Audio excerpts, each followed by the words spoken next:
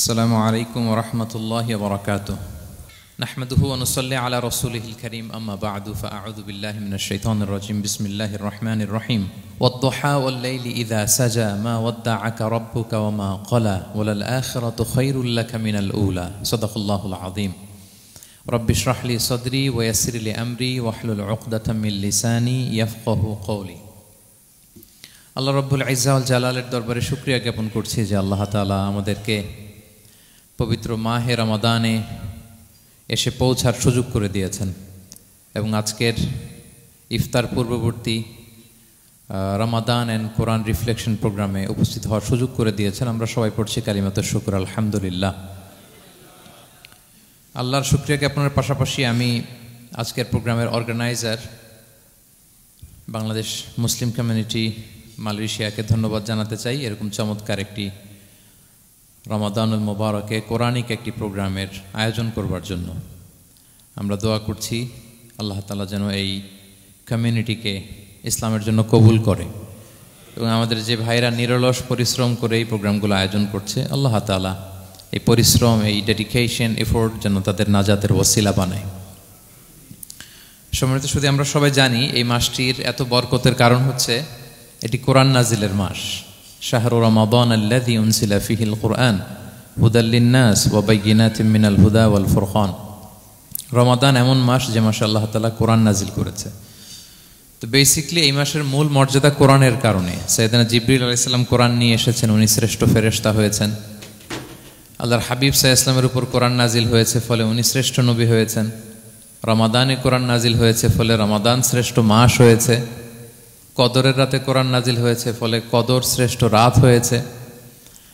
আমরাও যারা কোরআনের সাথে সুসম্পর্ক গড়ে তুলব, কোরআনের সাথে অ্যাটাচমেন্ট বাড়াবো, আমাদেরকেও শ্রেষ্ঠত্বের মর্যাদায় আল্লাহ তাআলা আসীন করবেন ইনশাআল্লাহ বিইذنিল্লাহ। তো আজকের প্রোগ্রামের আমার ফার্স্ট অ্যান্ড ফরমোস্ট রিমাইন্ডার হচ্ছে কোরআন নাজিলের মাসে আমরা যেন বেশি বেশি কোরআনের সাথে নিজেদের সম্পর্ককে নবায়ন করি এবং মজবুত করি। কার কীরকম কোরআনের সাথে সম্পর্ক আপনি নিজেই জানেন। প্রতিদিন কত পৃষ্ঠা কোরআন তেলাওয়াত করেন, কোরআনের অর্থ পড়েন, কোরআনের তাফসির পড়েন কিংবা শোনেন, আপনি নিজেই জানেন। সো নিজে নিজে যেন একটু নিজেকে যেন কাঠগড়ায় দাঁড় করাই এবং নিজেকে যেন জিজ্ঞেস করি যে আমার সাথে কোরআনের সম্পর্ক কতটুকু মজবুত। যদি ঘাটতি থাকে, গ্যাপ থাকে, এটা যেন আমরা মেক আপ করি, ফুলফিল করি এই বরকতময় মাসে। আপনারা খেয়াল করে থাকবেন যে শুরুতেই আমি সূরা ওয়াদ-দুহা ওয়াল-লাইলি ইযা সাজার কয়েকটি আয়াত তেলাওয়াত করেছি। তো আজকে আমরা এই সূরাটির সংক্ষিপ্ত তাফসির পেশ করব ইনশাআল্লাহ বিইذنিল্লাহ। যে মজলিসে কোরআনের তাফসির হয়, আল্লাহর কালামের ব্যাখ্যা উপস্থাপন করা হয়, প্রেজেন্টেশন করা হয়, এর চেয়ে শ্রেষ্ঠ মজলিস কি পৃথিবীতে আর হতে পারে? আমরা পৃথিবীর সবচাইতে শ্রেষ্ঠতম একটি মজলিসে এখন বসে আছি। প্রিয় ভাই এবং বোনেরা, আমরা সূরা দোহার তাফসির শুনবো। এই সূরাটা মুখস্থ আছে না অনেকের? কোরআনের যে সমস্ত সূরা আমাদের অনেকেরই মুখস্থ, তার মধ্যে এটা অন্যতম একটা সূরা। এবং দেখবেন যে ইমাম সাহেবরা প্রায় এই সূরা তেলাওয়াত করে। যে সমস্ত সূরা দিয়ে প্রায় নামাজ পড়া হয়, এর মধ্যে অন্যতম একটা সূরা হচ্ছে সূরাতুদ দোহা। মুআয ইবনে জাবাল রাদিয়াল্লাহু তাআলা আনহুকে আল্লাহ রাসূল সাল্লাল্লাহু আলাইহি ওয়াসাল্লাম একটা এলাকার ইমাম বানিয়ে পাঠিয়েছিলেন। ওই এলাকার মুসল্লিরা ছিলেন, লোকজন ছিলেন শ্রমজীবী, কাজ করে খেত। সারাদিন ওট দিয়ে পানি সেচ করে খেজুর গাছে পানি দিত, খেজুরের চাষাবাদ করত, সারাদিন কষ্ট করে নামাজে যে জয়েন করত। তো উনি মাগরিবের নামাজে সূরা ফাতিহার পরে সূরা বাকারা তেলাওয়াত শুরু করলেন। সূরা বাকারা কোরআনের সবচেয়ে ছোট সূরা না? 286টা আয়াত, মানে সবচেয়ে বড় সূরা। তো মাগরিবের সালাতে উনি যখন এত লম্বা তেলাওয়াত ধরলেন, মুসল্লিরা আর ইমাম সাহেবের সাথে থাকতে পারতেছে না। ওনারা তো, ইমাম সাহেবের হয়তো মন ফুরফুরে, উনি পড়তেছেন মনের আনন্দে দরাজ গলায়, কিন্তু মুসল্লিদের তো অবস্থা খারাপ। সারাদিন ওনারা খেতে খামারে কাজ করে আসছে, নামাজ ছেড়ে দিয়ে অনেকে চলে গেছে, একা একা নামাজ পড়ে যে আল্লাহ রাসূল সাল্লাল্লাহু আলাইহি ওয়াসাল্লামের কাছে যে বিচার দিল যে ইয়া রাসূলুল্লাহ, দেখেন এমন একজন ইমাম আপনি অ্যাসাইন করেছেন আমাদের এলাকায়, মাগরিবের নামাজে উনি সূরা বাকারা পড়ে আর আমরা হচ্ছে শ্রমজীবী। রাসূল সাল্লাল্লাহু আলাইহি ওয়াসাল্লাম খুব রেগে গেলেন। মুআয ইবনে জাবালকে ডেকে বললেন, হে মুআয, আফাত্তানুন আন, তুমি কি সমাজে ফিতনা ছড়াচ্ছ? তুমি জানো না এরা কারা? তোমার কি সূরা ওয়াদ-দুহা ওয়াল-লাইলি ইযা সাজা মুখস্থ নাই? তোমার কি ওয়াশ-শামসি ওয়া-দুহাহা এটা মুখস্থ নাই? তোমার কি সাব্বিহিসমা রাব্বিকাল আ'লা এই সূরাগুলো তোমার জানা নাই? উনি বললেন জানা আছে। তো এগুলো রেখে দিয়ে মাগরিবের নামাজে কেন সূরা বাকারা ধরলা? তোমার মুসল্লিরা তো শ্রমজীবী মুসল্লি। যখন ইমামের দায়িত্ব হচ্ছে পেছনে কারা আছে এটা খেয়াল করা। অনেক সময় ইমাম সাহেব আল্লাহু আকবার বলে যে নামাজ ধরছে, কি হচ্ছে পেছনে আর খোঁজখবর নেই। আল্লাহর হাবিব সাল্লাল্লাহু আলাইহি ওয়াসাল্লাম কিন্তু এমন ইমাম ছিলেন না, উনি অত্যন্ত বিবেকবোধ সম্পন্ন একজন ইমাম ছিলেন। একবার পেছনে এক বাচ্চার কান্না শুনে উনি নামাজ ছোট করে দিয়েছেন। সবাই বললেন, ইয়া রাসূলুল্লাহ, এত ছোট নামাজ তো কখনো পড়তে দেখি না। তখন রাসূল সাল্লাল্লাহু আলাইহি ওয়াসাল্লাম বললেন, একটা ছোট বাচ্চার কান্নার আওয়াজ আমার কানে এসেছে। আমার মনে হচ্ছে বাচ্চাটাকে সামলাতে নারীদের কাতারে একটা মায়ের খুব কষ্ট হচ্ছে, এজন্য নামাজটা আমি খাটো করে দিয়েছি। দেখেন কি চিন্তা চেতনা, পিছনে কি হচ্ছে সব রাসূল সাল্লাল্লাহু আলাইহি ওয়াসাল্লাম এটা খেয়াল করতেন। তো এই সূরার একটা ফজিলত আপনি জানলেন যে রাসূল সাল্লাল্লাহু আলাইহি ওয়াসাল্লাম সূরা ওয়াদ-দুহা ওয়াল-লাইলি ইযা সাজা এটা তেলাওয়াত করতে বলেছিলেন মুআয ইবনে জাবাল রাদিয়াল্লাহু তাআলা আনহুকে। এটা কোরআনের 93 নম্বর সূরা। কত নম্বর? এটা মাক্কি সূরা, আর নাজিলের ধারাবাহিকতা অনুযায়ী এটা 11তম সূরা। মানে এই সূরার আগে আরো 10টা সূরা নাজিল হয়েছিল, তার মানে মক্কার একেবারে শুরুর দিকে এই সূরাটা নাজিল হয়েছিল। আপনারা জানেন যে এবছর আমার একটা বই এসেছে এক নজরে কোরআন নামে, সেখানে আমি প্রত্যেকটা সূরার সার সংক্ষেপ নিয়ে খুব সংক্ষেপে, কখনো যদি সুযোগ হয় আপনারা দেখবেন যে প্রত্যেকটা সূরা 5 পৃষ্ঠার মধ্যে আমরা নিয়ে আসার চেষ্টা করেছি। সেখানে এগুলো পাবেন, সূরাটা কয় নাম্বার, নাজিলের ধারাবাহিকতা কখন, তারপর কোরআন শরীফের মধ্যে কখন, এটার ফজিলত কি, এটার সেন্ট্রাল থিম কি, মেজর থিম কি, কজ এন্ড ইফেক্ট কি, সব কেস স্টাডি থেকে শুরু করে রিফ্লেকশন সব আমরা সেখানে উল্লেখ করেছি। তো এই সূরাটা শুরুর দিকে, একেবারে শুরুর দিকে নাজিল হয়েছে। তার আগে মাত্র 10টি সূরা নাজিল হয়েছে। তো নাজিল হতে হতে 10টা সূরা যখন নাজিল হলো, এরপর অনেক দিন রাসূল সাল্লাল্লাহু আলাইহি ওয়াসাল্লামের কাছে কোনো সূরা নাজিল হয় না। কয়দিন নাজিল হয় না? কোনো বর্ণনায় 15 দিন, কোনো বর্ণনায় 1 মাস, কোনো বর্ণনায় 2 মাস, কোনো বর্ণনায় 6 মাস, টানা 6 মাসের গ্যাপ ওহী নাজিল হয় না।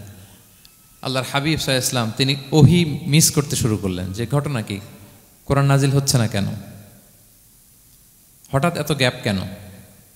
ওনার মাথায় কয়েকটা জিনিস ঘুরপাক খেলো। একটা ঘুরপাক খেলো যে আমার কোনো কাজে আল্লাহ আবার অসন্তুষ্ট হলো নাকি, অথবা আমি কোরআনের আয়াত এই বাণীগুলো পৌঁছে দেওয়ার ক্ষেত্রে আমার কোনো গাফলতি হয়ে গেল নাকি, সামহাও কি আল্লাহর সাথে আমার কানেকশন এটা কি লুজ হয়ে যাচ্ছে, আমি কি কোনোভাবে আল্লাহ থেকে দূরে সরে পড়তেছি। রাসূল সাল্লাল্লাহু আলাইহি ওয়াসাল্লাম টেনশনে পড়ে গেলেন, চিন্তায় পড়ে গেলেন, কিরে ওহী আসে না কেন, আসে না কেন, আসে না কেন। এটা ছিল একটা দিক। আরেকটা দিক হচ্ছে আল্লাহর হাবিব সাল্লাল্লাহু আলাইহি ওয়াসাল্লামের কাছে কোরআনের আয়াত যাই নাজিল হতো উনি যে লোকদের কাছে প্রচার করে দিতেন। এখন নাজিল হয়েছে এখনই যে প্রচার শুরু, রাতে নাজিল হয়েছে রাতেই প্রচার শুরু, দিনে নাজিল হয়েছে দিনেই প্রচার শুরু, যখন নাজিল তখন প্রচার। কারণ আল্লাহ তাআলা বলেছেন, ইয়া আইয়ুহার রাসূলু বাল্লিগ মা উনজিলা ইলাইক মির রাব্বিক, আপনার রবের পক্ষ থেকে যা নাজিল হয়েছে প্রচার করেন। তো এই যে মাঝখান দিয়ে কয়েক মাস যার কোনো প্রচার করে না, মুশরিকরা টিটকারি মারতে শুরু করলো, বলে কি মুহাম্মদ, তোমার আল্লাহ তোমার ভুলে গেছে বোধহয়, তোমার আল্লাহ বোধহয় তোমাকে আর পছন্দ করে না। আগে তো প্রতিদিন কিছু না কিছু শোনাতা যে এইটা নাজিল হয়েছে, ওইটা আসছে, এই বিধান ওই বিধান, এখন তো কোনো খোঁজখবর নাই। ঘটনা কি? আল্লাহর হাবিব সাল্লাল্লাহু আলাইহি ওয়াসাল্লামের চাচি উম্মে জামিল, আবুল হাবির স্ত্রী, সে আরো খারাপ কথা বললো। সে বলল, ইন্না শাইতানাকা কদ তারাকাক, তোমার কাছে যে একটা শয়তান আসতো এখন বোধহয় আর আসে না মুহাম্মদ, নাউযুবিল্লাহি মিন যালিক। এটা দিয়ে জিবরিল আলাইহিস সালামকে বুঝিয়েছেন। জিবরিল এসে কি যেন বলে, কই এখন তো কিছু বলো না। তো রাসূল বলবে কি করে, কারণ তিনি তো মন গড়া কিছু বলতেন না। আল্লাহর হাবিব সাল্লাল্লাহু আলাইহি ওয়াসাল্লাম মনে যা ইচ্ছা হয়, মন গড়া কখনো কিছু বলেছেন? আওয়াজ করে বলেন, মন গড়া বলতেন তিনি? ওমা ইয়ান্তিকু আনিল হাওয়া ইন হুয়া ইল্লা ওয়াহয়ু ইউহা, আল্লাহর ওহী আসলে সেটা শোনাতেন। তো ওহীও আসে না, উনি শোনাতেও পারে না, ওহীও নাই, উনি শোনাতেও পারে না। এই যে একটা কষ্টকর মুহূর্ত রাসূল সাল্লাল্লাহু আলাইহি ওয়াসাল্লামের, কিরে মাসের পর মাস চলে গেল, ওহী আসতেছে না কেন, আমার কি কোনো ভুল হচ্ছে নাকি, আল্লাহকে আমাকে অপছন্দ করলেন? রাসূল সাল্লাল্লাহু আলাইহি ওয়াসাল্লাম যখন এরকম দুশ্চিন্তিত, পেরেশান, অ্যাংজাইটিতে পড়ে গেলেন, ভারাক্রান্ত, ঠিক তখন রাসূল সাল্লাল্লাহু আলাইহি ওয়াসাল্লামকে সান্ত্বনা দেওয়ার জন্য এই সূরাটা আল্লাহ নাজিল করেছেন। সান্ত্বনা দেওয়ার জন্য এই সূরাটা বেশ আশা জাগানিয়া সূরা, মোটিভেশনাল সূরা, ইন্সপিরেশনাল সূরা। আপনার মন খারাপ হলে আপনি এই সূরাটা পড়বেন, এই সূরাটা, এবং এটার পরে আরেকটা সূরা আছে, সূরাতু আলাম নাশরাহ, আপনার মন ভালো হয়ে যাবে। এটাকে দি অ্যান্টি ডিপ্রেসেন্ট সূরা বলে, মানে ডিপ্রেশন কাটায় ফেলে।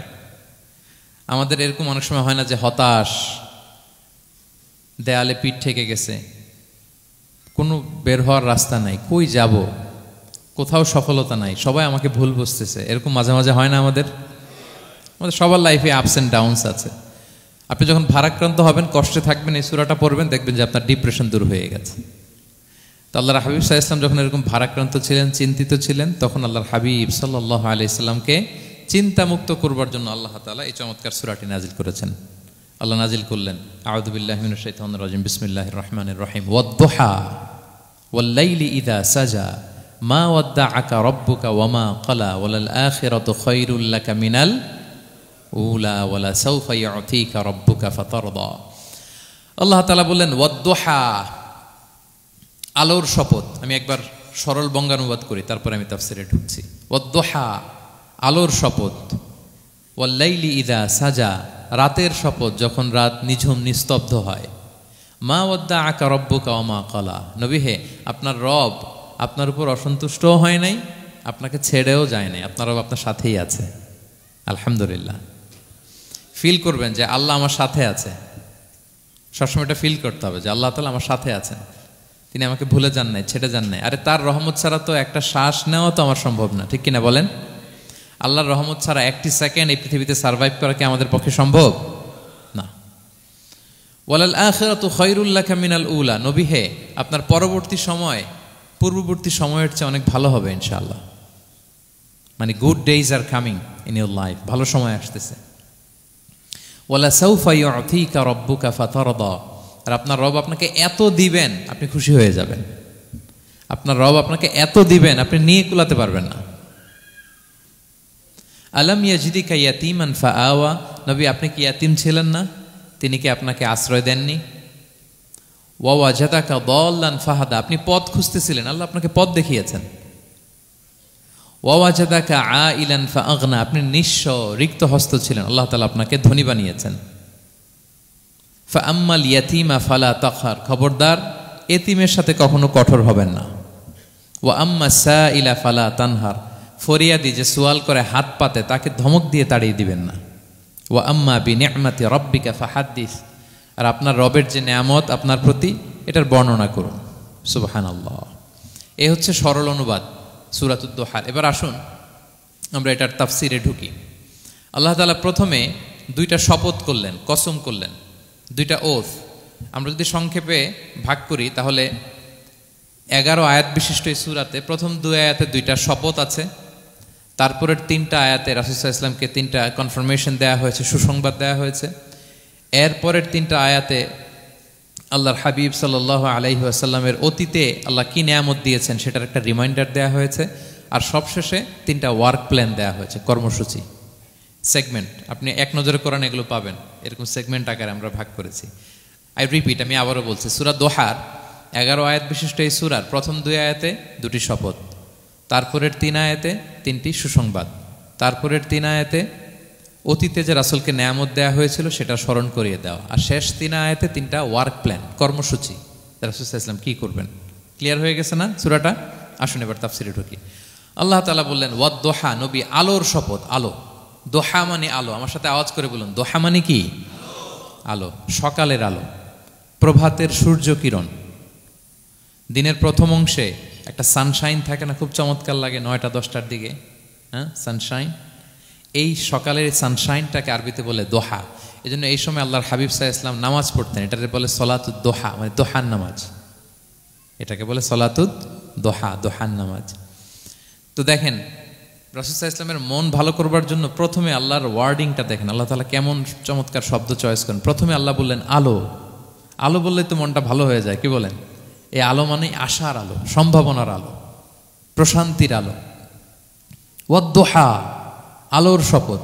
মানে নবী আপনি হতাশ হবেন না, হাল ছাড়বেন না, ভরসা রাখুন। আপনি ঘর থেকে বের হন, দেখুন কি চমৎকার আলো। It's a beautiful day out there, জান, হোয়াট এ নাইস সানশাইন। কি চমৎকার উজ্জ্বল প্রভাতের সূর্য কিরণ, এত চমৎকার জলজলে সানশাইনিং এনভায়রনমেন্ট, আপনার মন খারাপ হয় কি করে? ওয়াদ-দুহা, দোহার শপথ মানে প্রভাতের সূর্য কিরণের শপথ।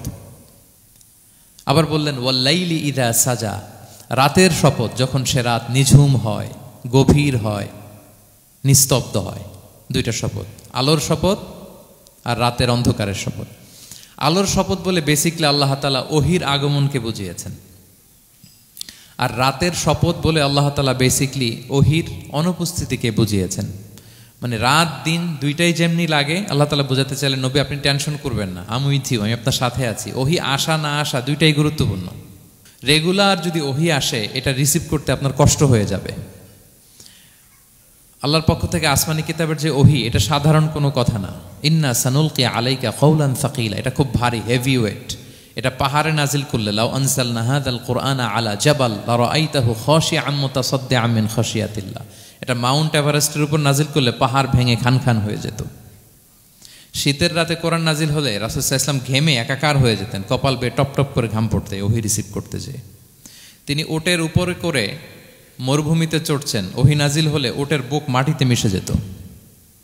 এক সাহাবার মাথায়, পায়ের মধ্যে মাথা রেখে রাসূল সাল্লাল্লাহু আলাইহি ওয়াসাল্লাম শুয়েছিলেন, তখন ওহি নাজিল হলো। সাহাবা বলছেন, ওহির ভারে মনে হচ্ছে যে আমার পায়ের হাড্ডিটাই ফেটে যাবে। তার মানে এটা খুব ভারী বাণী, খুবই ভারী, এটা সাধারণ কোনো কালাম না। তো এই যে রাসূল সাল্লাল্লাহু আলাইহি ওয়াসাল্লামের কাছে যে ওহি নাজিল হচ্ছিল, এটা যদি রেগুলার নাজিল হয়, এটা রিসিভ করা রাসূল সাল্লাল্লাহু আলাইহি ওয়াসাল্লামের জন্য সহজ হবে না, কঠিন হয়ে যাবে। রেগুলার ওহি নাজিল হলে এটার যে পাওয়ার, প্রেশার, রাসূল সাল্লাল্লাহু আলাইহি ওয়াসাল্লামের স্নায়ু এটা বরদাস্ত করতে পারবে না। তো আল্লাহ বোঝাতে চাইলেন, নবী, আমি কাফির রাজা বলে আপনাকে আমি ভুলে গেছি, কখনো না, নেভার এভার।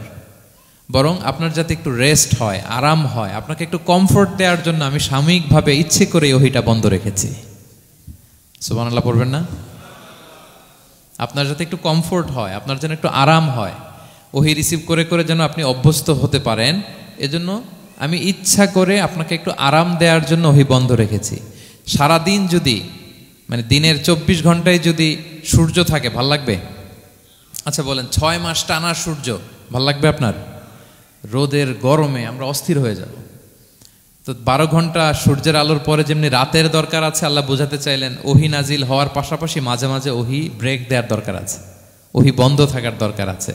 ফলে আপনি হ্যাবিচুয়েটেড হবেন, ওহি রিসিভ করা না করা এটা আপনার জন্য ইজি হয়ে যাবে। যখন আপনি, আপনার জন্য ওকে হয়ে যাবে, তখন আমি লাগাতার ওহি নাজিল করব। তাহলে ওরা যে বলে আমি আপনাকে ভুলে গিয়েছি, না, আমি আপনাকে ভুলি নাই, বরং আপনার আরামের জন্য খানিকটা সময় আপনাকে বিশ্রামের সুযোগ করে দেওয়ার জন্য আমি আল্লাহ ওহি বন্ধ রেখেছি। সুবহানাল্লাহ।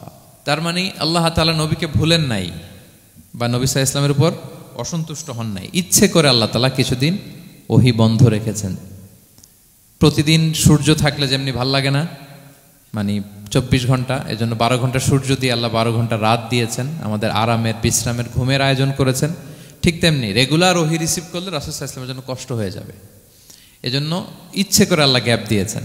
আল্লাহর হাবিব সাল্লাল্লাহু আলাইহি ওয়াসাল্লামের উপর আল্লাহ অসন্তুষ্ট হননি। এটাই আল্লাহ তাআলা বললেন যে ওয়াদ-দুহা ওয়াল-লাইলি ইযা সাজা, প্রভাতের সূর্য কিরণের শপথ, রাতের নিঝুম নিস্তব্ধ পরিবেশের শপথ।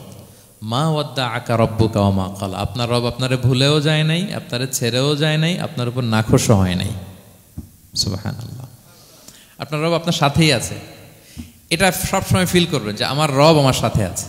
এটা ফিল করলে আপনার মধ্যে যে সাহস আসবে, আপনি কল্পনাই করতে পারবেন না যে এত এনার্জি আপনার ভিতরে আসলো কি করে। আপনারা খেয়াল করেছেন, বছর খানিক আগে ভারতবর্ষের আমাদের এক বোনের সামনে কিছু সন্ত্রাসী, ওরা জয় শ্রীরাম জয় শ্রীরাম বলতেছিল, মনে আছে? কিন্তু আমার ওই বোন মুস্কান কি বলছিল বলেন তো?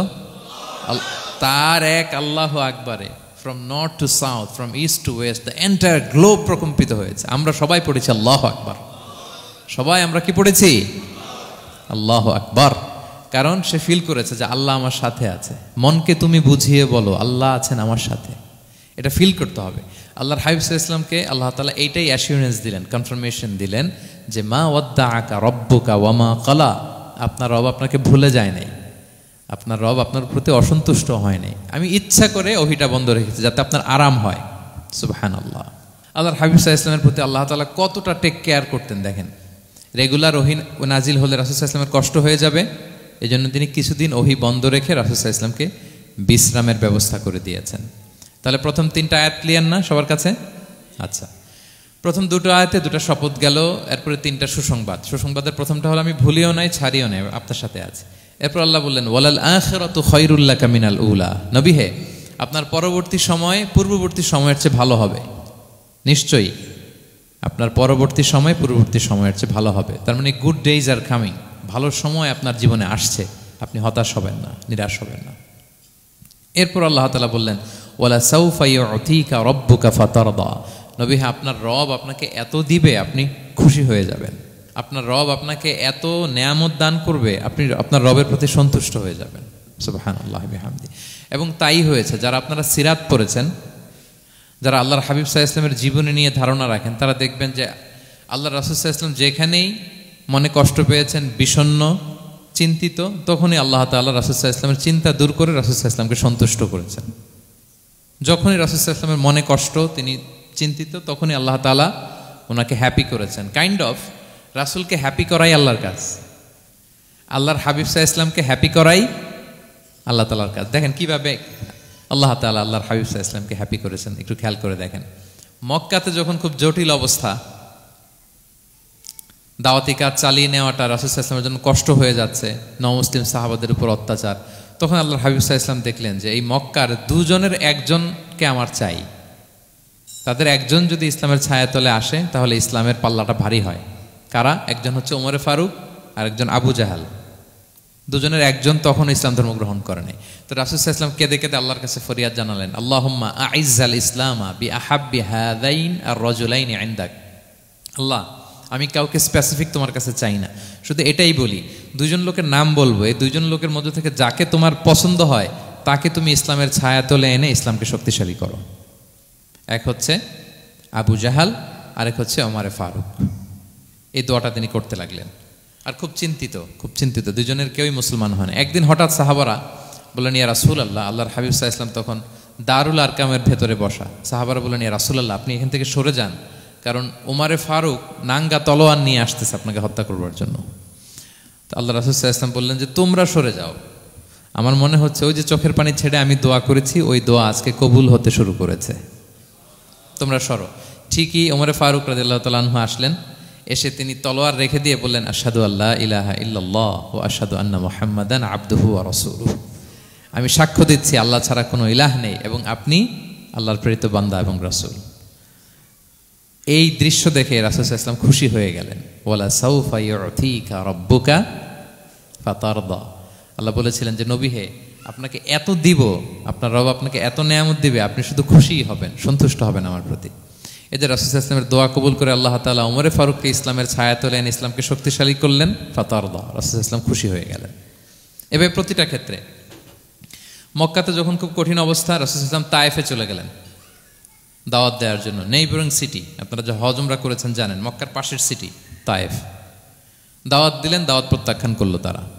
শুধু তাই না, ফিজিক্যালি হ্যারেস করা হলো আল্লাহর হাবিব সাল্লাল্লাহু আলাইহি সাল্লামকে।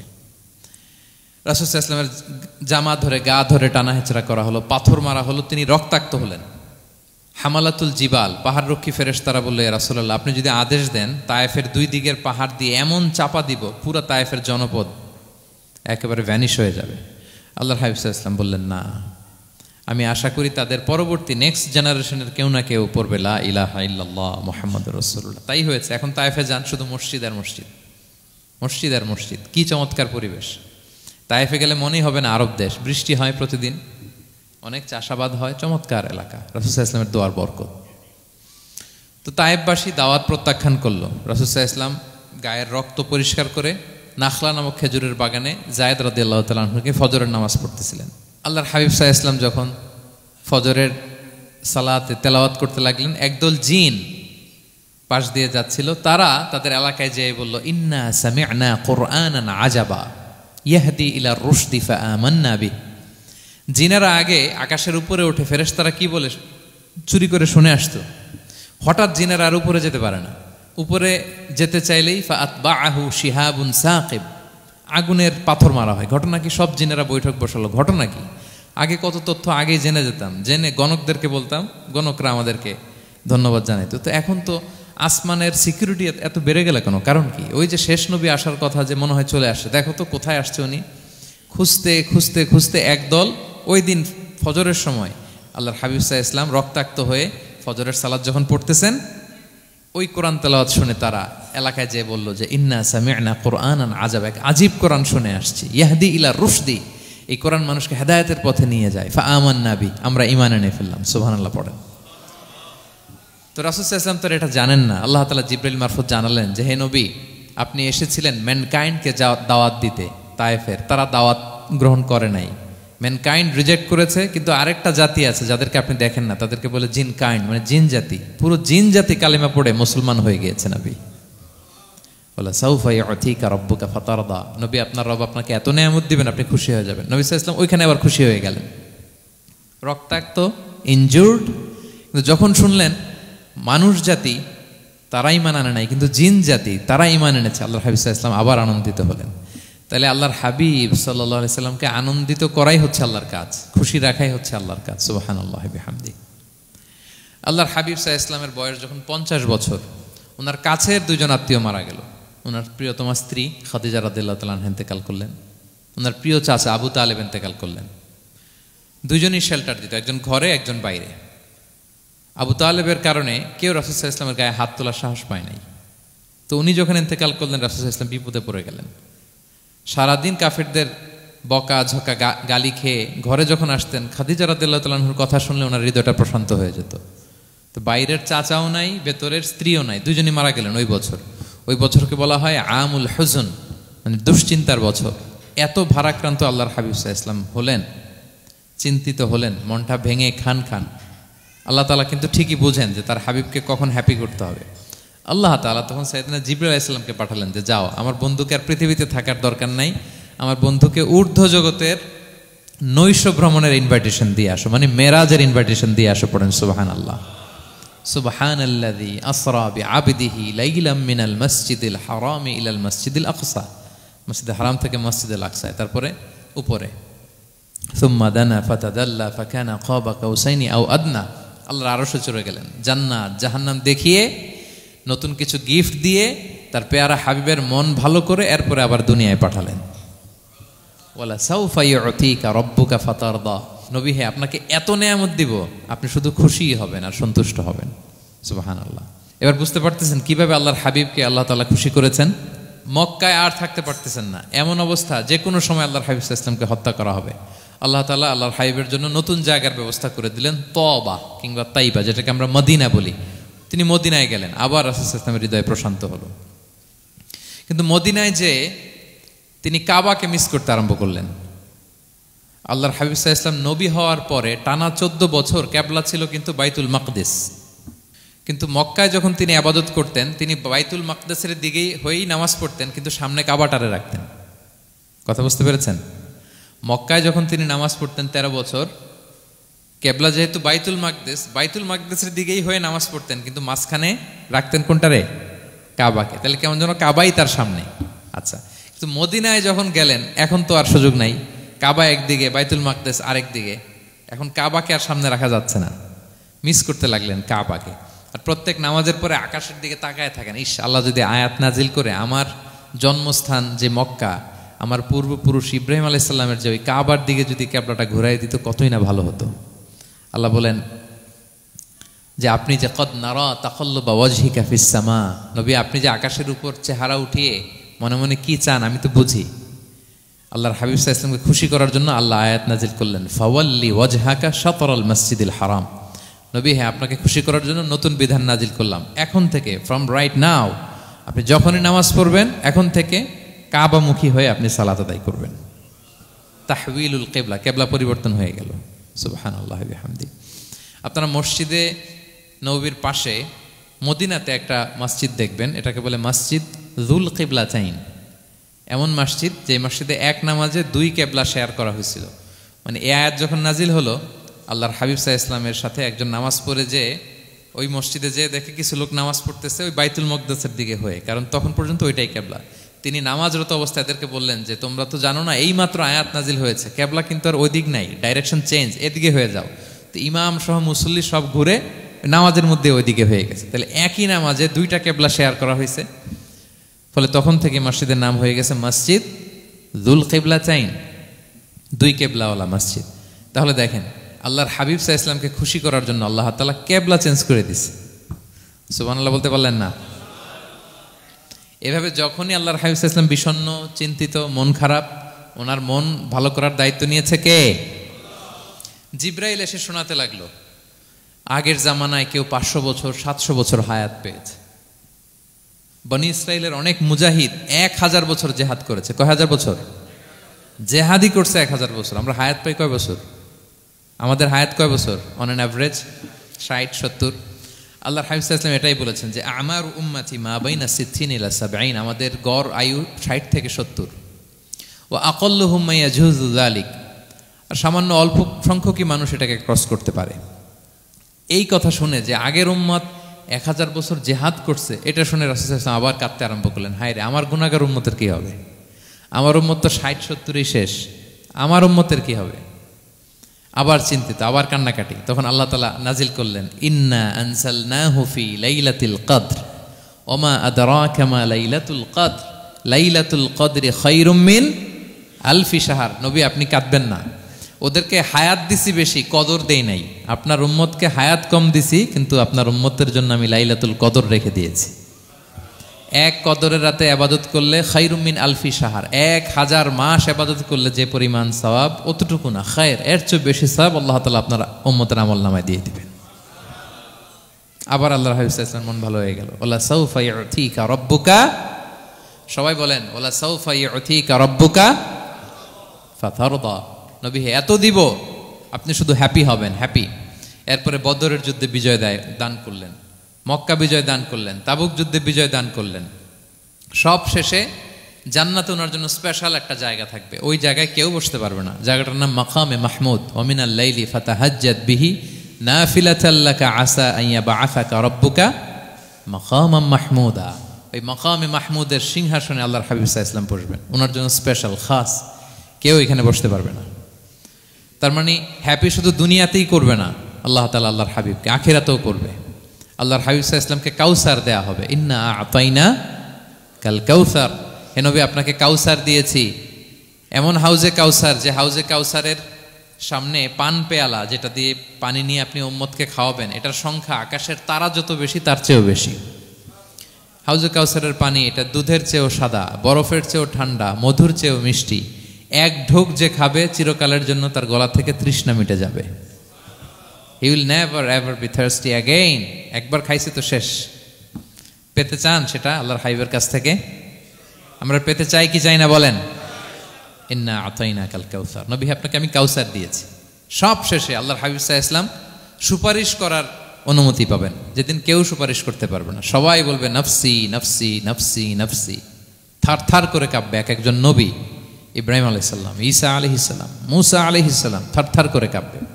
আর আল্লাহর হাবিব সাল্লাল্লাহু আলাইহি ওয়াসাল্লাম ওই মাকামে মাহমুদে সিংহাসন ফেলে দিয়ে সেজদায় শুধু কাঁদতে থাকবে, আর সেজদার মধ্যে বলবে উম্মতি উম্মতি উম্মতি উম্মতি। হে আল্লাহ আপনি আমার গুনাহগার উম্মতকে বাঁচান, আল্লাহ আপনি আমার গুনাহগার উম্মতকে বাঁচান, আল্লাহ আপনি আমার গুনাহগার উম্মতকে বাঁচান। আল্লাহ তাআলা এটা সহ্য করতে না পেরে জিবরাইল আলাইহিস সালামকে বলবেন যে ওয়াসআলহু মা ইউবকিক, জিবরাইল যাও জিজ্ঞেস করো তো আমার বন্ধু এত কাঁদে কেন, কি চায় জিজ্ঞেস করো। তো আল্লাহর হাবিব সাল্লাল্লাহু আলাইহি ওয়াসাল্লাম বলবেন আল্লাহুম্মা উম্মতি উম্মতি, আল্লাহ আমার উম্মতকে বাঁচান, আমার গুনাহগার উম্মতকে বাঁচান। আল্লাহ তাআলা জিবরাইল মারফত বলবেন যে ইযহাব ইলা মুহাম্মদ সাল্লাল্লাহু আলাইহি ওয়াসাল্লাম, যাও মুহাম্মদের কাছে যাও, ওয়াকুল লাহু, তাকে বলো দুনিয়াতে যেমনি কখনো কষ্ট পেতে দেই নাই, বারবার তাকে হ্যাপি করেছি, খুশি করেছি। ওয়া ইন্না সানুরদিকা ফি উম্মাতিকা ওয়ালা নাসুউক, আজকের এই কঠিন দিনেও আমার হাবিবকে আমি কষ্ট দিব না, তার উম্মতের ব্যাপারেও তাকে আমি খুশি করে দেব, তার গুনাহগার উম্মতের ব্যাপারেও আজকে মুহাম্মদ সাল্লাল্লাহু আলাইহি ওয়াসাল্লামকে আমি খুশি করে দেব। আল্লাহর হাবিব সাল্লাল্লাহু আলাইহি ওয়াসাল্লাম তখন সুপারিশ শুরু করবেন। আল্লাহু আকবার, আল্লাহু আকবার। ওয়ালা সাউফা ইউতিকা রাব্বুকা ফাতারদা। নবী হে আপনাকে এত নেয়ামত দিব আপনি নিয়ে কুলাতে পারবেন না। সব শেষে এই গুনাহগার উম্মতকে সুপারিশ করে জাহান্নাম থেকে নাম কাটিয়ে সবাইকে নিয়ে তিনি একটা ফ্ল্যাগ হাতে নিয়ে তিনি জান্নাতের দিকে ছুটবেন। ওই ফ্ল্যাগের মধ্যে লেখা থাকবে আলহামদু। কি লেখা থাকবে? মানে প্রশংসা, প্রশংসার পতাকা। নিজেও তো প্রশংসিত। মুহাম্মদ মানে কি জানেন? মুহাম্মদ মানে কি? প্রশংসিত। এই কারণে মুহাম্মদ সাল্লাল্লাহু আলাইহি ওয়াসাল্লামকে মক্কার লোকেরা গালি দিয়েও শান্তি পেত না। মানে যদি বলি এই প্রশংসিত লোকটা খারাপ, কথাটা হইল? প্রথমে আগে বলা লাগে কি? প্রশংসিত। মুহাম্মদ মানে কি? তো এই জন্য মক্কার লোকেরা রাসূল সাল্লাল্লাহু আলাইহি ওয়াসাল্লামকে মুহাম্মদ না বলে ডাকতো মুদাম্মাম, মানে নিন্দিত। তো মুদাম্মাম তো রাসূলের নাম না, রাসূল সাল্লাল্লাহু আলাইহি ওয়াসাল্লামের নাম কি? মুহাম্মদ, প্রশংসিত। এই জন্য গালি দিয়েও তারা মজা করতে পারতো না, সুবিধা করতে পারতো না। গালি দিলেও আগে প্রশংসা করে নেওয়া লাগতো। প্রথমে বলতো মুহাম্মদ পাগল, এরকম বলতো নাউযুবিল্লাহ। তার মানে প্রশংসিত লোকটা পাগল হইল, এটা গালি হয়েছে? ঘুরে ফিরে তো প্রশংসাই হয়ে গেল। আল্লাহর হাবিব সাল্লাল্লাহু আলাইহি ওয়াসাল্লাম লিওয়াউল হামদ প্রশংসার ফ্ল্যাগ নিয়ে বিশাল উম্মতকে নিয়ে জান্নাতে অভিমুখে যাবেন এবং জান্নাতের দরজায় হি উইল বি দা প্রথম নক করবেন উনি। তখন জান্নাতের রক্ষী ফেরেশতা বলবে মান আনতা, কে? আল্লাহর হাবিব সাল্লাল্লাহু আলাইহি ওয়াসাল্লাম বলবেন আনা মুহাম্মদ, আমি মুহাম্মদ। তো ফেরেশতা বলবে আমরা দাঁড়ায় আছি এজন্য আল্লাহ বলে দিয়েছেন মুহাম্মাদের আগে কাউকে যেন এন্ট্রি দেয়া না হয়, আপনার আগে যেন কারো জন্য জান্নাতের দরজা না খুলি, স্পেশাল উপর থেকে অর্ডার আছে। আপনি যেহেতু নক করেছেন, ওয়েলকাম, আসেন। পুরো উম্মাহ নিয়ে আল্লাহর হাবিব সাল্লাল্লাহু আলাইহি ওয়াসাল্লাম জান্নাতে ঢুকবেন। ওয়ালা সাউফা ইউতিকা রাব্বুকা ফাতারদা, নবী হে আপনাকে অচিরেই এত নেয়ামত দিব আপনি সন্তুষ্ট হয়ে যাবেন। প্রথম দুইটা শপথ গেল, এরপর তিনটা সুসংবাদ গেল। এরপর আল্লাহ তাআলা অতীতে যে নবীর পাশে ছিলেন, অতীতে যে বিভিন্ন নেয়ামত দিয়ে আল্লাহর হাবিব সাল্লাল্লাহু আলাইহি ওয়াসাল্লামকে আল্লাহ তাআলা ধন্য করেছেন, এগুলো রিমাইন্ডার দিচ্ছেন যে নবী আপনি কেন চিন্তিত হন, আমি আগেও ছিলাম আপনার সাথে, এখনো আছি, ভবিষ্যতেও থাকব। তিনি বললেন আলাম ইয়াজিদকা ইয়াতীমান ফাআওয়া, তিনি কি আপনাকে ইয়াতীম অবস্থায় পাননি, তিনি কি আপনাকে আশ্রয় দেননি? আপনারা জানেন আল্লাহর হাবিব সাল্লাল্লাহু আলাইহি ওয়াসাল্লাম যখন মায়ের পেটে, তখনই তার পিতা দুনিয়া থেকে ইন্তেকাল করেছেন। মায়ের পেটে তার বয়স হচ্ছে 6 মাস, দুনিয়াতে আসেননি আল্লাহর হাবিব সাল্লাল্লাহু আলাইহি ওয়াসাল্লাম রাহমাতাল লিল আলামিন। মায়ের পেটে থাকা অবস্থায় বাবা হারিয়েছেন, দুনিয়াতে আসলেন 6 বছর বয়সে তিনি মাকে হারিয়েছেন। কয় বছর বয়সে? 6 বছর। তারপর মায়ের ইন্তেকালের পরে দাদার কাছে, আব্দুল মুত্তালিবের কাছে লালিত পালিত হতে লাগলেন। 8 বছর বয়সে দাদাও ইন্তেকাল করলেন। বাবা চলে গেলেন জন্মের আগে, মা চলে গেলেন 6 বছর, মানে শিশু থাকতে। 8 বছর বয়সে তো শিশু, দাদাও চলে গেলেন।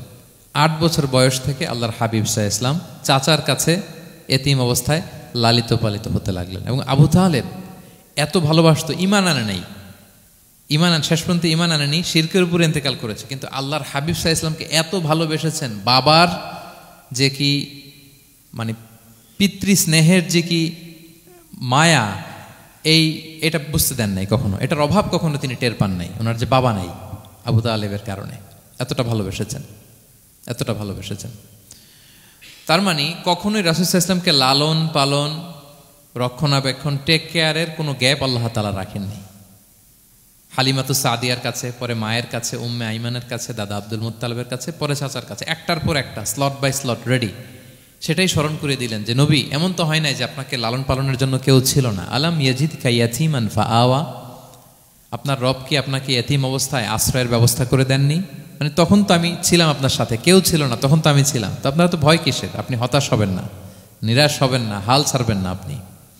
তাহলে প্রিয় ভাইরা, আল্লাহর হাবিব সাল্লাল্লাহু আলাইহি ওয়াসাল্লাম ইয়াতীম অবস্থায় পৃথিবীতে এসেছিলেন এবং এজন্য ইয়াতীমের সাথে ভালো আচরণ তিনি করতে বলতেন আল্লাহর হাবিব সাল্লাল্লাহু আলাইহি ওয়াসাল্লাম। যারা এতিমকে ভালোবাসে আল্লাহ তাদেরকে ভালোবাসে। এবং আল্লাহর হাবিব সাল্লাল্লাহু আলাইহি ওয়াসাল্লাম বলতেন আনা ওয়া কাফিলুল ইয়াতীমি ফিল জান্নাতি কাহাতাইন, আমি এবং এতিমের রক্ষণাবেক্ষণকারী এইভাবে প্রতিবেশীর মতো জান্নাতে থাকব। এই 2 আঙ্গুলের মাঝে যেমনি গ্যাপ নাই, আমার আর এতিমের রক্ষণাবেক্ষণকারী তার বাড়ির মাঝখানে কোনো গ্যাপ থাকবে না জান্নাতে। We will be neighbour in paradise, জান্নাতে এরকম আমরা কাছাকাছি থাকবো। আল্লাহু আকবার পড়েন। তাহলে এতিমের রক্ষণাবেক্ষণকারীকে আল্লাহ তাআলা ভালোবাসেন। যারা এতিমকে পছন্দ করে না, এতিমকে তাড়িয়ে দেয়, তাদেরকে আল্লাহ পছন্দ করেন। আল্লাহ তাআলা বলেন আরাআইতাল্লাযী ইউকাযযিবু বিদ্দীন ফাযালিকাল্লাযী ইয়াদউল ইয়াতীম, যারা আখিরাতকে অবিশ্বাস করে তারাই এতিমকে ঘাড় ধাক্কা দিয়ে তাড়িয়ে দেয়। কোনো বিশ্বাসী কখনো এতিমের সাথে খারাপ আচরণ করে না। আপনাদের যাদের মন শক্ত, অনেকের চোখ দিয়ে পানি নামে না।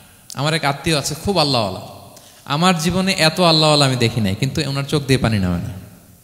বারবার এসে আমারে বলে যে মিজান কি করবো বলো, তুমি একটু মোনাজাত ধরো। আমার মনে আছে আমি ওনাকে নিয়ে মোনাজাত ধরতাম, তো ওনার কান্না আসে না চোখ দিয়ে। এত আল্লাহওয়ালা, খুব ভালো মানুষ, কিন্তু চোখ দিয়ে পানি নামে না। এটা অনেকের হয়, নানা কারণে হয়। তো আল্লাহর হাবিব সাল্লাল্লাহু আলাইহি ওয়াসাল্লাম বলেছেন কারো যদি চোখ দিয়ে পানি না নামে বা হৃদয় নরম না হয়, তারা যেন এতিমের মাথায় হাত বুলিয়ে দেয়। এক সাহাবী এসে বলেন ইয়া রাসূলুল্লাহ, আমার হৃদয়টা বড় শক্ত, হৃদয় নরম হয় না। রাসূল সাল্লাল্লাহু আলাইহি ওয়াসাল্লাম বললেন তাই, আচ্ছা আতুহিব্বু আন ইয়ালিনা কলবুক, তুমি কি চাও তোমার হৃদয় নরম হোক, ওয়া তুদরাকা হাজাতুক, এবং তোমার আশা পূরণ হোক? তিনি বললেন হ্যাঁ। তখন রাসূল সাল্লাল্লাহু আলাইহি ওয়াসাল্লাম বললেন ইরহামিল ইয়াতীম, এতিমের উপর রহম করো। ওয়ামসা আলা রাসি, এতিমের মাথায় হাত বুলিয়ে দাও। ওয়া আতইমহু মিন তুআমিক, তোমার খাবার এতিমকে খাওয়াও। তালিনু কলবুক, তোমার অন্তর নরম হবে। তুদরাকা হাজুতুক, তোমার ইচ্ছা পূরণ হবে। তাহলে হৃদয় যদি শক্ত থাকে কার মাথায় হাত বুলাবেন? বুলাইছেন কখনো? হ্যাঁ, বুলিয়েছেন? খুঁজে খুঁজে হাত বুলাবেন। বাংলাদেশে তো অনেক অরফেনেজ আছে, অনাথ আশ্রম, ওখানে যাবেন। সুযোগ হলে একদিন যে একটু লাঞ্চ করলেন ওদের সাথে বসে, ডিনার করলেন, একসাথে খেলেন, ওদের মাথায় হাত বুলিয়ে দিলেন, সাধ্যমতো কিছু উপহার হাতে তুলে দিলেন, আপনার ইচ্ছা পূরণ হবে আর আপনার হৃদয় নরম হবে ইনশাআল্লাহ। আর এতিমকে আদর করা মানে নবী সাল্লাল্লাহু আলাইহি ইসলামের প্রতি ভালোবাসা দেখানো। কারণ আমার নবী এতিম হয়ে বড় হয়েছেন। এতিমের প্রতি ভালোবাসা প্রকারান্তরে নবী সাল্লাল্লাহু আলাইহি ইসলামের প্রতি ভালোবাসা দেখানো হয়, কারণ আমার নবী এতিম হয়ে বড় হয়েছেন। সুবহানাল্লাহ। কিন্তু তার বিপরীতে আমরা সমাজে কি দেখি? এতিমের মাথায় হাত বুলানো তো দূরের কথা, এতিমের সম্পদও খেয়ে ফেলে অনেকে। হ্যাঁ, এরকম আছে না? এতিমের সম্পদ দেদারসে গিলতেছে। কি যে আমাদের চিন্তাধারা! দেখবেন যে লোকটা এতিমের সম্পদ গিলে, ওরা রোজা অবস্থায় এক ঢোক পানি গিলাতে পারবেন কিনা দেখেন। যে বলেন একটু পানি খান তো, খাবে না কেন? হারাম। তো ওই হারাম কিন্তু গিলতেছে ইচ্ছা মতো। রোজা অবস্থায় এক ফোঁটা আপনি পানি গিলাতে পারবেন না, এরে কেন? হারাম। কিন্তু ওইদিকে ভাতিজার সম্পদ গিলতেছে দেদারসে। আল্লাহ বলেন এটা ভাতিজার সম্পদ না, এটা তুমি জাহান্নামের আগুন পেটে ঢুকাচ্ছ। জাহান্নামের আগুন। ইন্নাল্লাযীনা ইয়াকুলুনা আমওয়ালাল ইয়াতামা যুলমান ইন্নামা ইয়াকুলুনা ফি বুতুনিহিম নারা ওয়া সায়াসলাউনা সাঈরা। যারা এতিমের সম্পদ খায়, এটা সম্পদ না, এটা জাহান্নামের আগুন তুমি পেটে ঢুকাচ্ছ। সো এতিমের প্রতি যেন আমরা নমনীয় হই, তাদের মাথায় হাত বুলাই, তাদের জন্য খরচ করি, তাদের প্রতি যেন আমরা দয়াদ্র হই। কারণ আমার নবী এতিম অবস্থায় বড় হয়েছেন। তাহলে নবী সাল্লাল্লাহু আলাইহি ইসলামকে এটা স্মরণ করে দিলেন, নবী আপনি তো এতিম ছিলেন, আমি তো আপনাকে রক্ষণাবেক্ষণের ব্যবস্থা করছি। আর কি করেছি? ওয়াজাদাকা দাল্লান ফাহাদা, নবী আপনাকে আমি এমন অবস্থায় পেয়েছি, আপনি পথ খুঁজতেছিলেন, আমি আপনাকে পথ দেখিয়েছি। You are searching the right path and I guided you to the right sense of direction. আপনি পথ খুঁজতেছিলেন, আমি পথ দেখাইছি। এখানে দল্লানের অর্থ পথভ্রষ্ট করা যাবে না। ওয়াজাদাকা দাল্লান, হে নবী আপনাকে আমি পথভ্রষ্ট পেয়েছি, পরে পথ দেখাইছি, এরকম বলা যাবে না।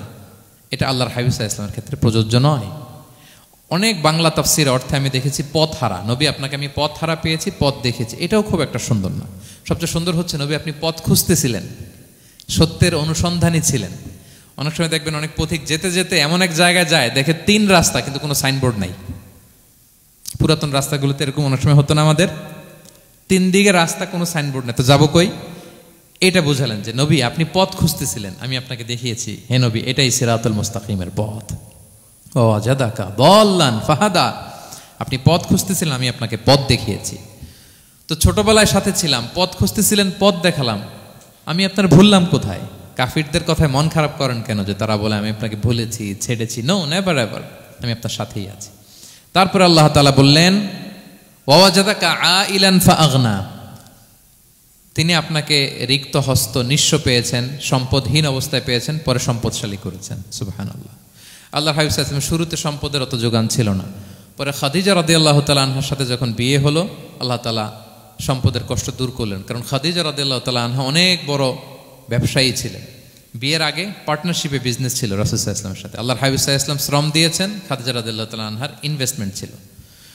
তো ওই শ্রমে খাদিজা রাদিয়াল্লাহু তাআলা আনহার এক বান্ধবী, তিনি এমন প্রশংসা করলেন এসে আল্লাহর হাবিব সাল্লাল্লাহু আলাইহি ওয়াসাল্লামের ব্যাপারে যে এমন লোক আমি দেখি নাই, ওনার কথা বার্তা, চলন, কথন, ডিলিং সব আলাদা। পুরো কাফেলার মধ্যে উনি একরকম, পুরো কাফেলা আরেক রকম। এই কথা শুনে তো খাদিজা রাদিয়াল্লাহু তাআলা আনহা আকৃষ্ট হলেন যে এরকম একজন সৎ লোকই তো আমার চাই। প্রস্তাব দেয়া হলো, চাচাদের কাছে বিয়ে হয়ে গেল। এবং বিয়ের পরে খাদিজা রাদিয়াল্লাহু তাআলা আনহা নারীদের মধ্যে সর্বপ্রথম শাহাদা বাক্য পড়ে মুসলমান হয়েছিলেন। নিজের সব সম্পদ আল্লাহর হাবিব সাল্লাল্লাহু আলাইহি ওয়াসাল্লামের পায়ের সামনে এনে দিয়ে দিলেন, ইয়া রাসূলুল্লাহ আমার সম্পদ মানে আপনার সম্পদ, ইসলামের জন্য যত মনে চায় আপনি খরচ করেন। ওয়াজাদাকা আইলান ফাআগনা, আপনাকে আল্লাহ নিঃস্ব পেয়েছেন, সম্পদের ব্যবস্থা করে দিলেন। পরবর্তীতে মদিনায় যে খায়বার যুদ্ধের পরে অনেক সম্পদের ব্যবস্থা আল্লাহ তাআলা করে দিয়েছিলেন। তাহলে ছোটবেলায় ইয়াতিম ছিলেন, আল্লাহ টেক কেয়ার করলেন। পথ খুঁজতেছিলেন, আল্লাহ পথ দেখায় দিলেন। আর্থিক সমস্যা ছিল, এটাও আল্লাহ দূর করে দিলেন। এবার আল্লাহ তাআলা বিষ্ণু ঈসা ইসলামকে 3টা ওয়ার্ক প্ল্যান দিবেন, কর্মসূচি। 1 নম্বর কর্মসূচি হচ্ছে ফাআম্মাল ইয়াতীমা ফালা তাকহার, নবী খবরদার এতিমের সাথে কখনো কঠোর আচরণ করবেন না। 1 নম্বর কর্মসূচি, কারণ আপনি তো এতিম ছিলেন। এতিমের দুঃখ আপনি না বুঝলে বুঝবে কে? এতিমের সাথে কখনো কঠোর হবেন না। আল্লাহর হাবিব সাল্লাল্লাহু আলাইহি ওয়াসাল্লাম কখনো এতিমের সাথে কঠোর হন নাই। এতিম তো দূর কি বাত, কারোর সাথে তিনি কঠোর হন নাই। ওনার কাছে চাইলে উনি না বলতে পারতেন না। নো, নাই, দিব না, এটা বলতে জানতেন না। নো ওনার ডিকশনারিতে ছিল না, চাইলেই দিতেন। একবার আল্লাহর হাবিব সাল্লাল্লাহু আলাইহি ওয়াসাল্লামের কাছে একটা জামা, কয়টা? আপনার জামা কয়টা? আমার জামা কয়টা? জুব্বা তখন কয়টা ছিল? মাত্র একটা। এক ফরিয়াদি এসে বলে, ইয়া রাসূলুল্লাহ আতিনি কামিসান, আমার একটা জামা দেন, আমার জামা নাই। নবী সাল্লাল্লাহু আলাইহি ওয়াসাল্লামের জামা কয়টা তখন? ওনার কাছে চাইলে উনি না বলতে পারতেন? খুলে দিয়ে দিয়েছেন, নাও। এখন ওনার জামা আছে কয়টা? তো জামাও নাই, বেরও হতে পারে না। কি এক মুসিবত! আল্লাহ তাআলা আয়াত নাজিল করলেন, ওয়াল্লাযীনা ইযা আনফাকু লাম ইউসরিফু ওয়া লাম ইয়াকতুরু ওয়া কানা বাইনা যালিকা কাওয়ামা। নবী হে, যারা বিশ্বাসী তারা দানের সময় ভারসাম্য করবে।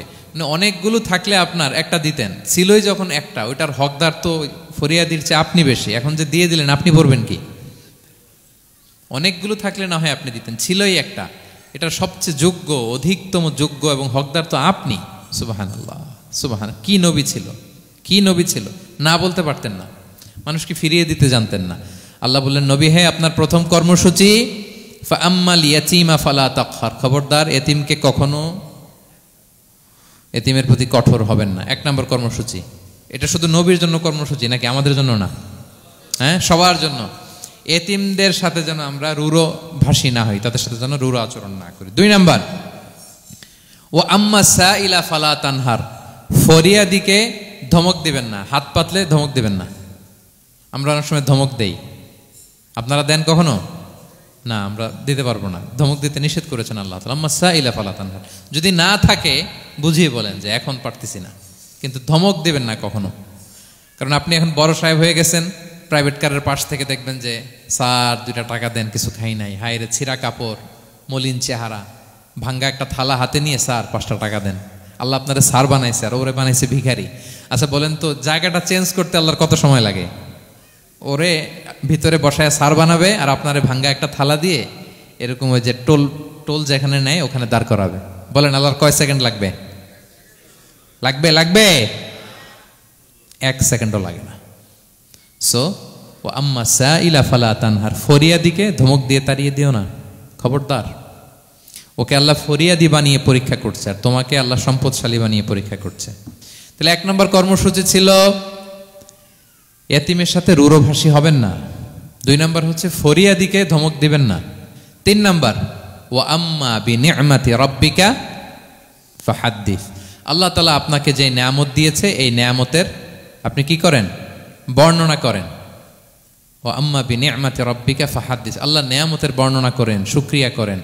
কারণ আল্লাহ তাআলা আমাদের অনেককে ইয়তিম বানায় নাই, আমাদেরকে ফরিয়াদি বানায় নাই।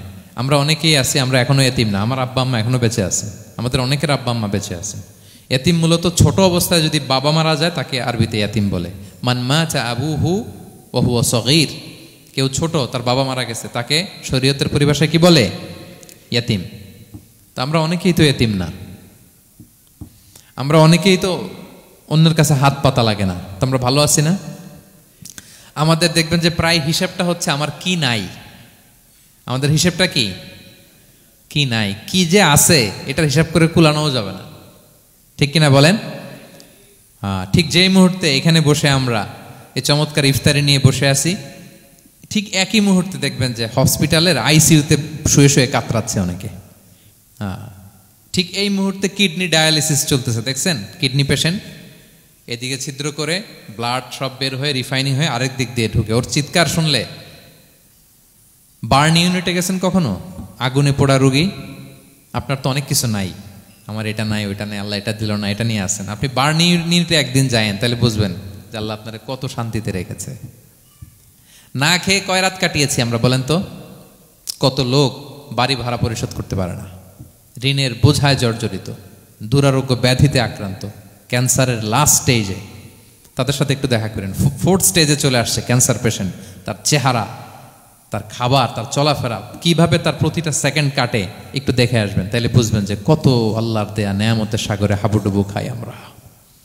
এজন্য আল্লাহ বলেছেন 3 নম্বর কর্মসূচি হচ্ছে ওয়া আম্মা বিনি'মাতি রাব্বিকা ফাহাদ্দিস, আল্লাহ নেয়ামতের শুকরগুজার হও। আল্লাহ যে নেয়ামত দিয়েছে এই নেয়ামত তুমি বর্ণনা করো। অনেকে আছে আল্লাহর নেয়ামত দিলে ওটা প্রকাশ করতে চায় না, এটা আল্লাহ পছন্দ করে না। মানে আপনি যদি অনেক সম্পদশালী হন, আপনি সুন্দর পরিচ্ছন্ন জামা পরবেন, মানুষকে দান করবেন, আপনার বাড়ি ঘর সুন্দর হবে, এটা নিষেধ নয়, এটা ভালো।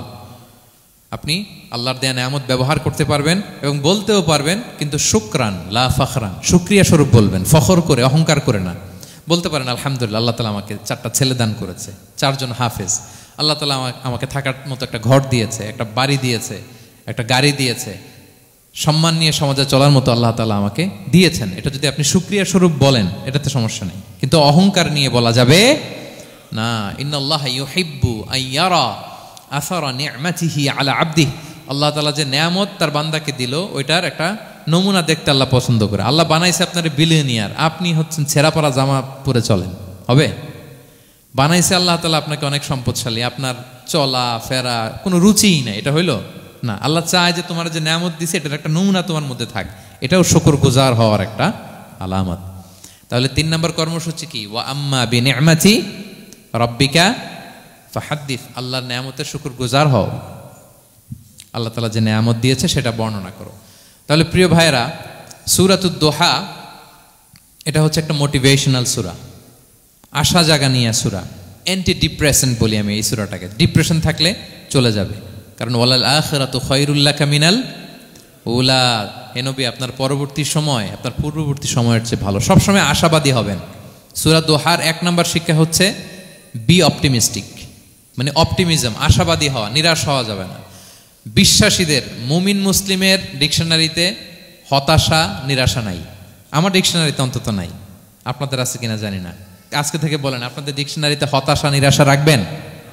আমাদের কোনো হতাশা নাই, নিরাশা নাই, কারণ আমরা যে পরিস্থিতিতে থাকি না কেন আমাদের সাথে কে আছেন? লা তাহজান ইন্নাল্লাহা মা'ানা, চিন্তিত হয়েও না, আল্লাহ আমার সাথে আছেন। আল্লাহ আমার সাথে আছেন বললেই দেখবেন মুস্কানের মতো এক তাকবীর আপনার মুখ দিয়ে বেরোচ্ছে, এমন এনার্জি বেরোচ্ছে, গোটা বিশ্ব আপনি জয় করে ফেলবেন তখন। এটাই আমাদের সবচেয়ে বড় পাওয়ার। আমাদের সাথে কে আছে? ইন্নাল্লাহা মা'ানা, আল্লাহ তাআলা আমাদের সাথে আছেন। তাহলে সূরা দোহার আজকের তাফসীরের 1 নম্বর লেসন হচ্ছে optimism. Believer should be optimistic always. বিশ্বাসীরা আশাবাদী হয়, নিরাশ হয় না, হতাশ হয় না, হাল ছাড়ে না। বিশ্বাসীরা ভরসা রাখে এক মহান সত্তার উপর। আওয়াজ করে বলেন তো তিনি কে? আল্লাহর উপর ভরসা রাখে, আমরা নিরাশ হই না। 2 নম্বর শিক্ষা হচ্ছে গ্রেটফুলনেস, কৃতজ্ঞতা। আপনার জীবনে অনেক কিছু আছে, নাই নাই বলবেন না, শুধু কমপ্লেইন করবেন না। অনেকে দেখবেন শুধু অভিযোগ, এটা নাই ওইটা নাই, এই পাইলাম না, ওর আছে এটা, ওর, আমার সাথে কেন এমন হয়, আমার সাথে শুধু আমার সমস্যা। এগুলো যারা বলে তাদেরকে আল্লাহ নেয়ামত আরো ছিনিয়ে নেয়। বরং যারা অল্প পেয়েও বলে আলহামদুলিল্লাহ, তাদেরকে নেয়ামত দেওয়ার ধারাবাহিকতা আল্লাহ তাআলা অব্যাহত রাখেন। সব অবস্থায় আলহামদুলিল্লাহ, যে কোনো পরিস্থিতিতে, যে কোনো অবস্থায় কি বলবো আমরা? আপনি খেয়াল করে দেখেন না যে আপনার কি কি আছে, কত কিছু যে আপনার আছে, অবাক করা। 3 নম্বর কাইন্ডনেস। 3 নম্বর লেসন হচ্ছে কাইন্ডনেস, দয়া। আমরা যেন অন্যের প্রতি দয়াশীল হই। আপনি অন্যের প্রতি দয়ালু হলে আপনার প্রতি দয়ালু হবো কে? ওয়াল্লাহু ফি আউনি আবদিহি মা দামাল আবদু ফি আউনি আখি। আল্লাহ ততক্ষণ পর্যন্ত কোনো বান্দার সাহায্যে থাকে যতক্ষণ পর্যন্ত ওই বান্দা তার ভাইয়ের সাহায্যে থাকে। তাহলে বলেন তো, আল্লাহর সাহায্য পাওয়ার প্রথম শর্ত কি? অন্যের জন্য সাহায্যের হাত বাড়িয়ে দেওয়া। তাহলে মনে থাকবে তো? নাকি এতিমকে ধাক্কা দিয়ে বের করে দিবেন, ফরিয়াদিকে ধমক দিবেন একটা? বড় সাহেব তো আপনি, বড় স্যার, খবরদার। তাহলে 1 নম্বর লেসন অপটিমিজম। আমরা হতাশ হব না, হতাশা আমাদের ডায়েরিতে নাই, আমরা আশাবাদী, আমরা আল্লাহর রহম ভরসার ভিখারি, ঠিক কিনা বলেন? 2 নম্বর লেসন হচ্ছে গ্রেটফুলনেস। আমরা সবসময় আল্লাহর প্রতি শুকরগুজার হব, কৃতজ্ঞ হব। আল্লাহর হাবিব সাল্লাল্লাহু আলাইহি ওয়াসাল্লাম বলতেন, আল্লাহুম্মা জাআলনি সাবুরা ওয়া জাআলনি শাকুরা ওয়া জাআলনি ফি আইনি সগীরা ওয়া ফি আয়ুনিন নাসি কাবীরা। আল্লাহ আপনি আমাকে ধৈর্যশীল বান্দা বানান, আপনি আমাকে শুকরগুজার বানান। আল্লাহ আমার চোখে আমাকে ছোট বানান, আল্লাহ গোটা বিশ্বের মানুষের চোখে, জনতার চোখে আমাকে বড় বানান। আওয়াজ করে পড়েন আমিন। এই দোয়াটা বেশি বেশি পড়বেন। আর সব শেষে আমরা যেন কাইন্ড হতে পারি, অন্যের প্রতি দয়ালু হতে পারি। যে রহম করে সে রহম প্রাপ্ত হয়, যে অন্যকে দয়া দেখায় সে আল্লাহর পক্ষ থেকে দয়া পায়। আল্লাহ তাআলা আমাদের সবাইকে কথাগুলো বোঝার ও আমল করার তৌফিক দান করুক।